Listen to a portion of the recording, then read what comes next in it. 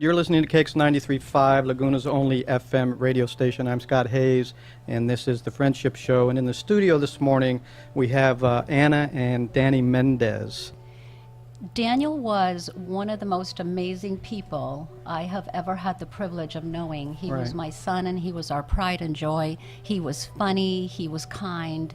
He was engaged. He never, ever showed deep signs of depression. Right.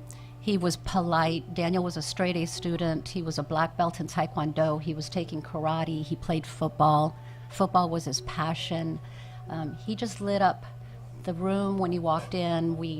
He was just everything in the world to us. The sun rose and set over that boy. Yet there was something that was going on in his life, I guess starting back to junior high school, in terms of sort of how his peers were treating him. When did you get a sense, or did you ever have a sense, that there was that sort of problem in Daniel's life? We did have a sense, and that's one of our biggest sources of guilt, is that we knew about the bullying. We ourselves weren't educated about the serious ramifications of bullying.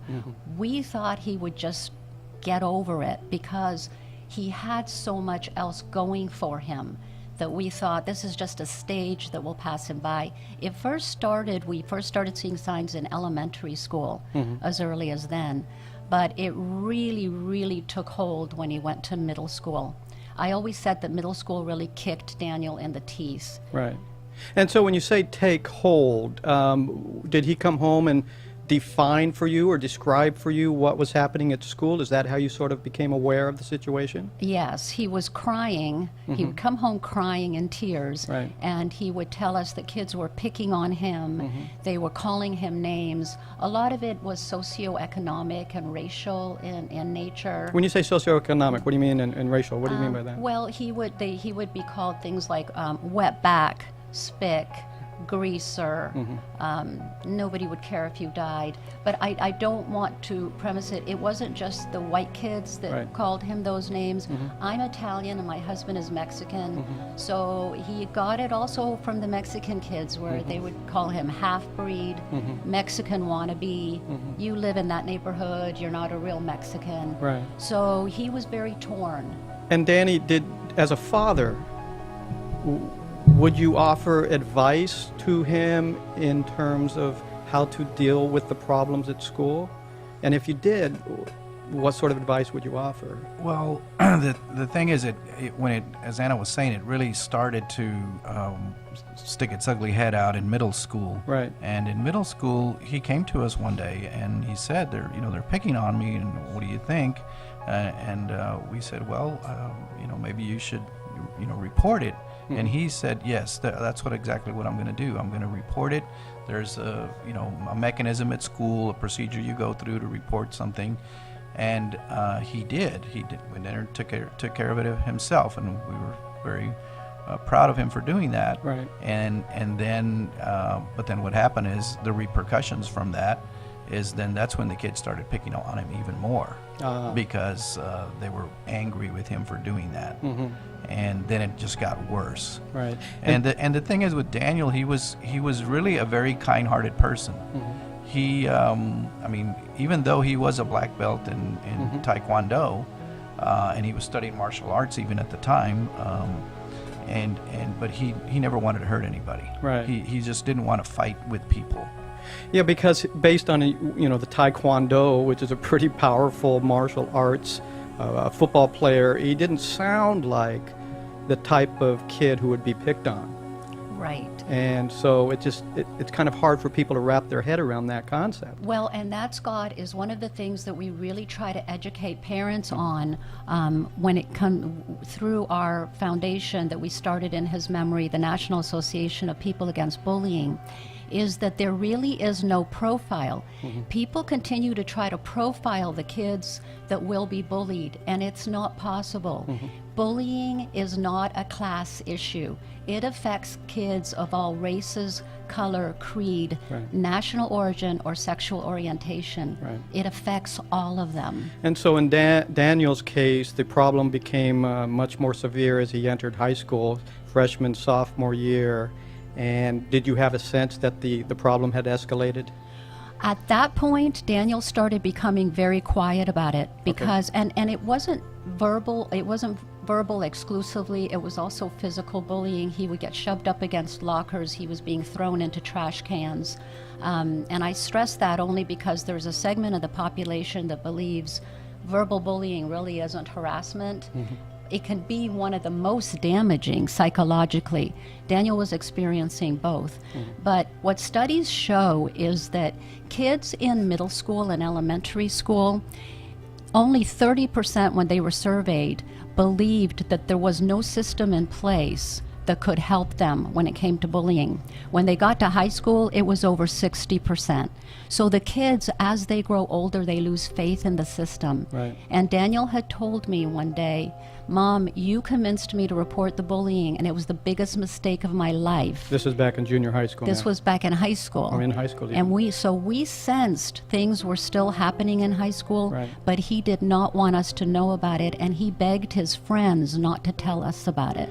And so the depth of his anguish became much more severe. He was seeing a therapist for a year or two prior to his sophomore year. Yes. This was 2009, I believe. He died in 2009. Yeah, and he his sophomore died year. taking his own life. Yes. And he grabbed a gun, walked out, I don't know the story exactly, but walked out to a neighbor's yard. It was my husband and I had just left to go to Palm Springs. My mom was with the kids. Right. She had just picked Daniel up from school. What we didn't know was that he had had a very bad final altercation that day. Our son's autopsy showed cuts and bruising on his face and body. Cuts and bruising from the fight that there had was occurred. a fight at school There was or a- someplace nearby. There was a fight at school. Gotcha. He went home, he broke into the gun cabinet, took the gun, got into his car that he had only had a learner's permit, and Daniel never broke any rules. Right. He got into his car and drove to a friend's house, parked the car, got out, and shot himself in the middle of the street on a sunny Friday afternoon in beautiful San Clemente. Wow. Where were you when you heard the news? Did you get a phone call from somebody? We got a phone call from my mom, who realized he was gone and something was wrong. We had just gotten to the hotel, and Danny and I packed up right away and started the long drive back. We called the police, and the police said, just get back right away. We knew there was something they were hiding. They already knew. At that point, he had already died. And I sensed the moment that he died. It's in my book. Right. As a mother, you know when your child has died. But the whole drive back was excruciating. And when we got back, we learned that Right. we no longer had a child that was alive. Had there been any indications at all that he was suicidal? And the reason I asked that is, doing my research, I know that he was seeing a therapist, and I think it was the day or two before he had written an email to his therapist. Is that correct? Yes. And would you be okay if I read just a small portion of that? Of course, please. This is what Daniel wrote in an email to his therapist about the situation. I hate to admit this, but I'm a weak little piece of the S word. I can't fight for the S word. I finally learned to admit it. People talk to me and mess with me because they know I won't do anything about it. I should just kill myself before I have to put up with all the failure that I know is coming for me. Life is too hard for me. I can't do anything, and everybody, including God, laughs at me. When I die, which had better be really effing soon, they should put on my tombstone, "Here lies Dan Mendez. There was never a significant amount of people who gave a blank about me." Danny, why your son? Why do you think this bullying became so problematic for him? Football player, black belt in Taekwondo. What was it about his personality that didn't allow him the mechanism to cope with the situation? Well, I think it was just clearly that he was just a very kind-hearted person, and he did not want to fight people. I Right. mean, and quite honestly, there were times that we talked about different things, and I even told him sometimes, fighting is not the answer. I mean, that's what, we don't want the kids fighting all the time, right? So, And he was, very focused on that, and just did not want to fight people. Right.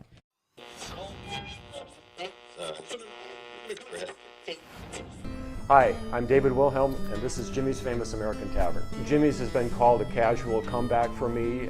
I think that's because most of the restaurants that I developed in the past were white tablecloth, upper-end restaurants. Jimmy's was designed as a place for friends and families to gather and enjoy regional American comfort food in a casual setting. Jimmy's Famous American Tavern, simple and traditional.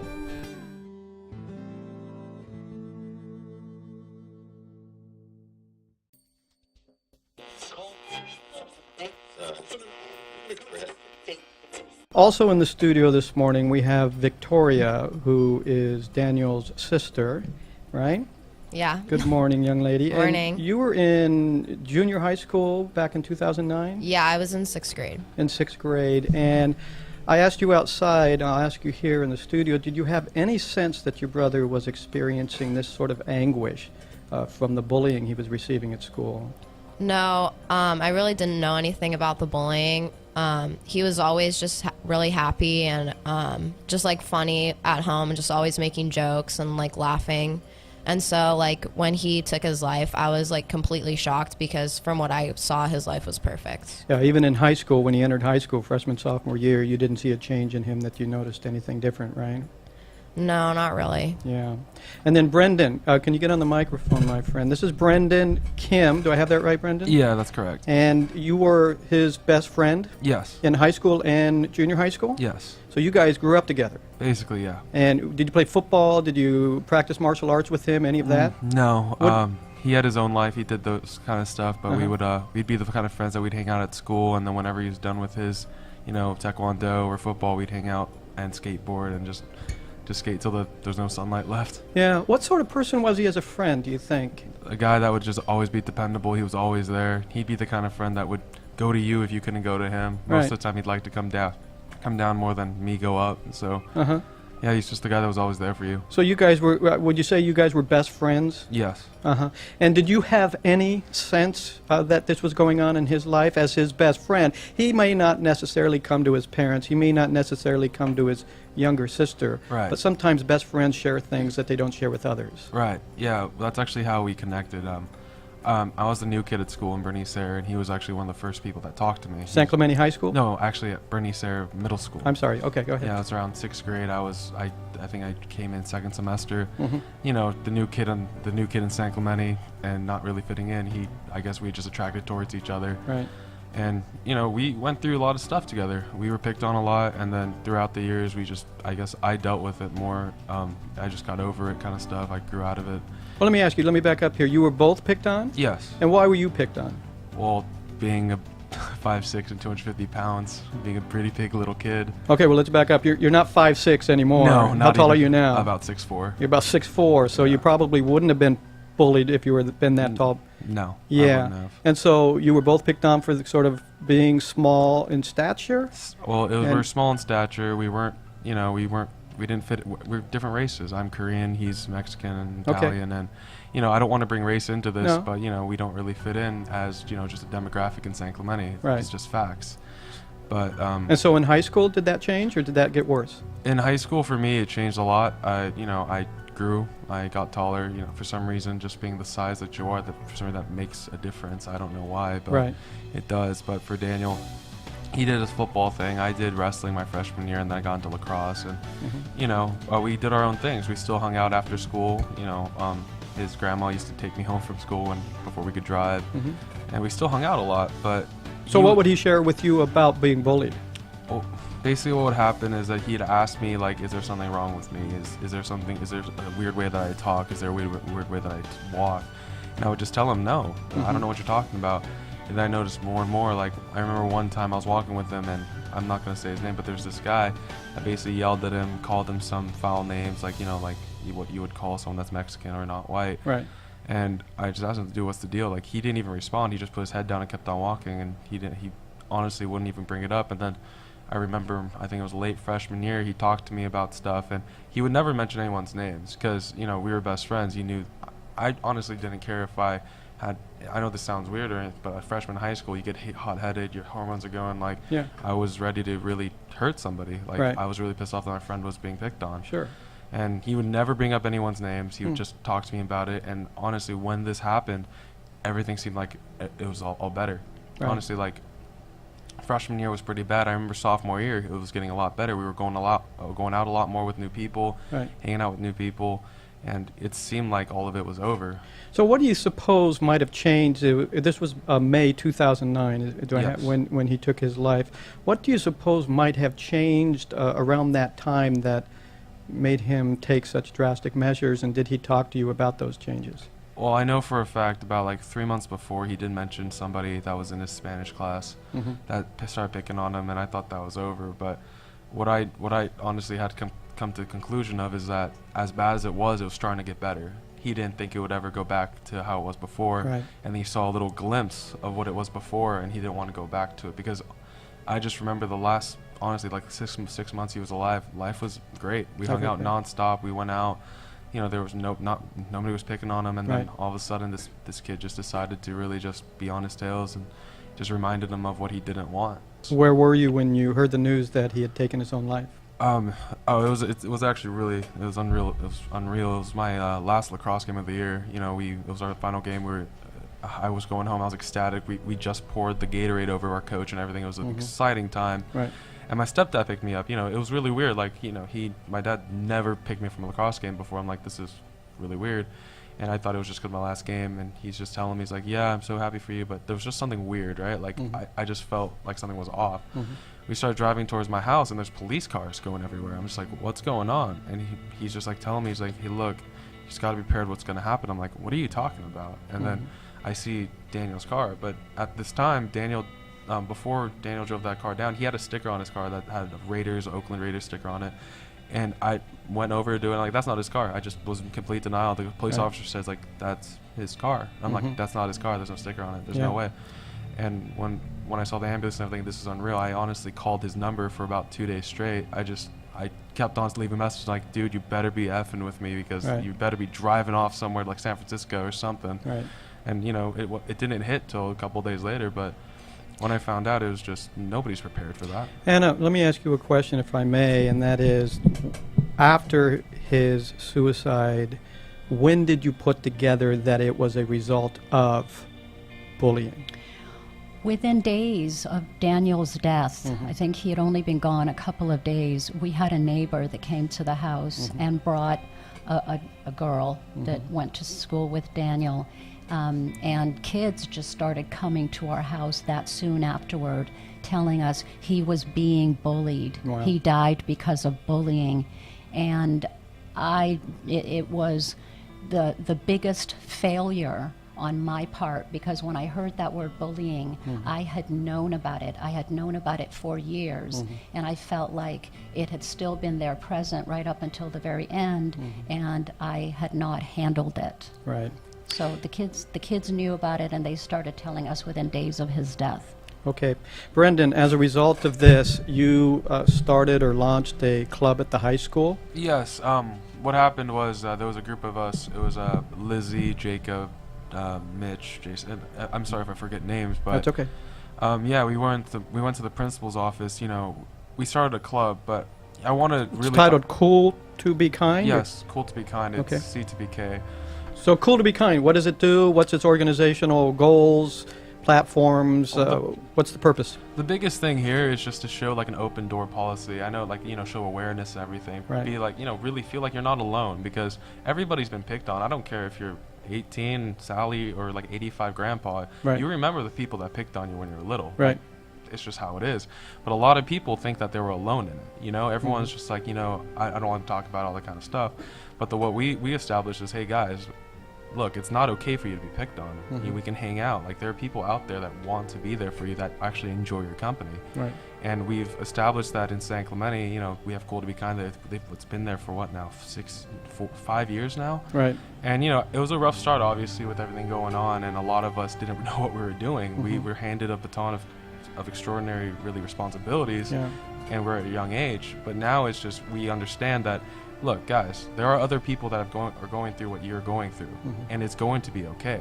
Look, what's happening to you isn't okay, but it's going to be okay. Yeah. So, Excuse me, Victoria, you've sort of carried the torch Yes. on the club. You're a junior over at San Clemente High School Yes. and president now of the club. Yes, I took over my sophomore year. What would you say are the goals for 2014 in relationship to the club itself? Well, our goals are that, well, every year we have Blue Ribbon Week, which is, it's like a national anti-bullying week. And during Blue Ribbon Week, we go and we outreach to local, like, middle schools and elementary schools.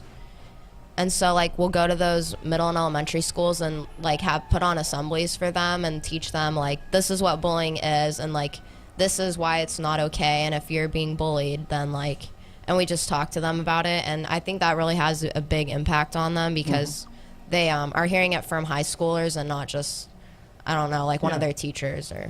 I know you launched an organization, National Association of People Against Bullying. Can you talk to me a little bit about sort of this association and sort of your goals for this? Yes, the association's website is napab.org, napab.org, for anybody that needs our help. And it's a nonprofit, so our services are free of charge. And one of the things that we are lobbying for, as well as Cool to Be Kind, is lobbying for are changes in legislation. It's very simple, Scott. Basically, kids today need the same rights of protection on the school grounds that adults have in the workplace. If you're an adult and you go to work and you get accosted, or you get beaten up, or you get thrown in a trash can, or you're called some racial slur, there's repercussions. That occur. Kids today don't have those protections, and that's all we're asking. We get all wrapped up in the definition of bullying and should it consider intent or no. We have those definitions in the workplace. Let's give our kids the same protection. Well, that's an excellent point, actually. And have you reached out to any of your local senators or? We have. And what's the response you're getting, and what's the progress? Well, the senators, we've reached out to a couple of the senators last year, and we're planning a big legislative push this year. That's going to be one of the goals of Cool to Be Kind, to change legislation. Many people say there's enough legislation on the books, yet when we went to court, our attorneys were saying, we have nothing to enforce. There are no laws that really require that schools take action against it. And because the bullies are minors, they have even more protection than an adults in the workplace. Did the community of San Clemente come to your support? And I don't know if you have faith or not, but I was curious if faith helped through the healing process. We do, and Daniel as well. Daniel, we are all very religious and God-fearing people. And Daniel had just celebrated his confirmation in Christ 1 month before he died. So absolutely, I'm not sure how people that don't believe in a higher being get through a tragedy like we've gone through. We have to believe that there's a higher purpose. And did the community come to your support? Did you find that San Clemente was behind you? It's interesting. A ton of people reached out to us. The only reason why we were able to do what we did and put together our foundation and even filed the lawsuit was because there were so many parents that came to us and said, we have to do this, and we know you're not strong, but we'll be there to prop you up and help you along the way. Danny, to the fathers who are listening, whose sons or daughters may be going through similar experiences,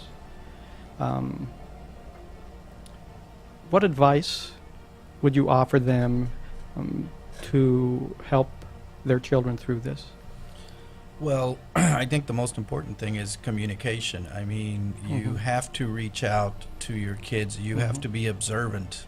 I mean, when the day that Daniel died, there was something going on there that morning that we could tell, and you sort of have to read between the lines. If something doesn't seem right, or your kids are acting a little bit out of the ordinary, there's a reason behind it, and you kind of have to dig sometimes to get to those reasons, and you have to ask them, sit down, tell me what's going on. What might you have done differently, knowing what you know today, if you had known it earlier in the process? What might you have done differently? Oh gosh, there's just so many things as parents that You kind of you reevaluate look and back and reassess. that you could have done differently. If I can say, Yeah. we could have taken bullying more seriously. And Okay. one of, the differences between a father and a mother, Mm-hmm. and I think Danny will tell you this as well, is that he was much more about leave him alone, he'll handle it himself, Right. he's a big boy. I was the one that wanted to protect him and shelter him for all that. Right. So I think one of the things that Danny regrets is that he didn't get involved in a much more forceful way. Yeah. I'm wondering if that's oftentimes the difference between mothers and fathers It as well, because absolutely most is. fathers would react, I think, in similar situations, and mothers probably the same thing. We're down to about the last minute, 2 minutes here. Brendan, let me ask you a question. Did you get any sense, did Daniel talk to you about the incident that occurred on the day that he took his life? No, he told me that he was, beforehand, he talked about the kid, and, he was just over it, and that's the last time I talked to him. Last thing I talked to Daniel, we were walking by to class, we didn't go to the same class, we walked past each other. Yeah. He asked me if I wanted to go to the beach that weekend. That's what's really insane, it was Yeah. just a click of a button, he was gone. Something clicked in him. Did the incident ever come out? Was there a fight that we Yes. know about? There was a fight between Yes. him and another student. Yes. Anna, let me ask you, can you give the website to your association if people want to get involved, and how do you suggest they get involved? Yes, it's www.napab, N as in national, A, P as in people, A, B as in bullying, napab.org. And, please, any donations of any kind, even $1, $5, anything will help. And we also need therapists. We need business partners. That's all on the website. If they want to get involved, we absolutely need you. And last question, and I'm sorry for asking this. How will you spend the anniversary of his death coming in May? Every year in May, we have had a memorial for him, and it's always been on the green belt where the boys, Brendan and Daniel and his friends, would play football. And we've had dove releases, balloon releases, and we really don't know what we're going to do this year, but we will do something. All right, very good. Thank you all for coming in. I really appreciate you spending time with us, and I'm sorry to even kind of relive this whole tragedy, but you're championing the cause, and I got to believe that this last hour has helped some people out there. Thank you so much. Thank you so much. Okay, this is the Friendship Show. You've been listening to KX 93.5 FM.